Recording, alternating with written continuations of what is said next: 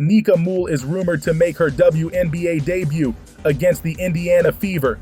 I imagine Caitlin Clark fans are not too happy about that, but I'm glad she's finally able to play.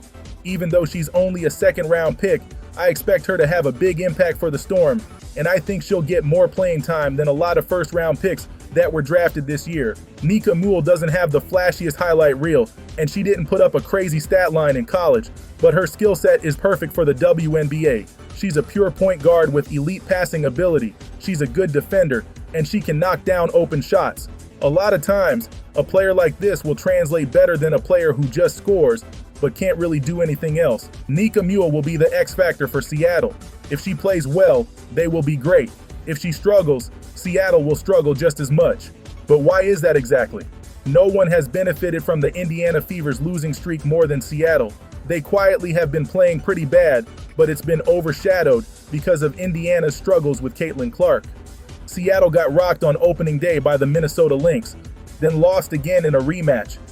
They did beat the Mystics, but that's hardly anything to brag about. After that game, they lost to New York. I understand Nika Muhl didn't play when they lost against New York, but when 3 out of your 4 core players are at least 30 years old, this is always going to be a risk. They are currently 1-3 right now, but that's not even the most concerning part. What's concerning is that they are on the wrong side of a lot of advanced analytics. They are dead last or in the bottom percentile in most offensive and defensive metrics. Seattle is in desperate need of a backup point guard. Skylar Diggins is their only elite passer who is still shaking off the rust. She's turning the ball over at an uncharacteristically high rate. That's something that will get better over time as she gets used to the WNBA speed again.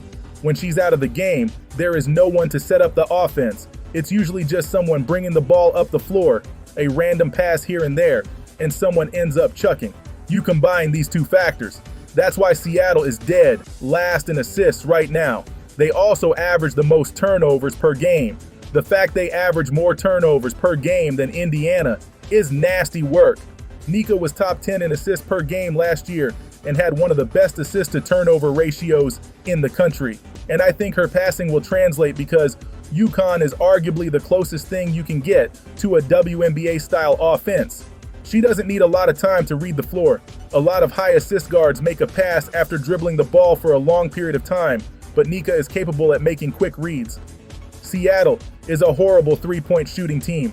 They are last in three-point field goal percentage. Nika Muhl shot 40% from the three-point line her senior season and shot an average of 36% behind the arc for her collegiate career. She was great at capitalizing on open looks she got at UConn because there was so much defensive attention on the other players. With the amount of scorers at Seattle, it should be the same. Most importantly, Seattle could use her defense. Passing and shooting is always a guessing game in terms of whether or not it will translate, but it's very rare for great defenders in college to be bad defenders in the WNBA. Nika Muhl getting the tough defensive assignments means Skylar Diggins and Jewel Lloyd will have more energy to do what they do best on offense. You can't ask for a better fit than Nika Muhl on the Storm.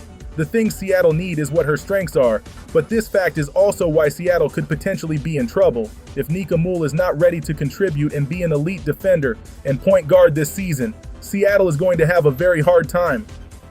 We'll find out on Wednesday what kind of impact she can potentially have. The stakes for this game are a lot higher than they may seem. If the Indiana Fever loses against Seattle tomorrow, their confidence will be completely shot. But if Seattle is the one who loses, it might be time to have a serious conversation about whether or not Seattle is a real title contender. Even if Nika doesn't play, if they have championship aspirations, they should be able to beat Indiana anyway. We'll definitely revisit the topic after the game. But that's it for this video. How do you think Nika Muhl will do against Indiana? And in general, what kind of impact will she have? I'd love to hear your thoughts. Thanks for watching.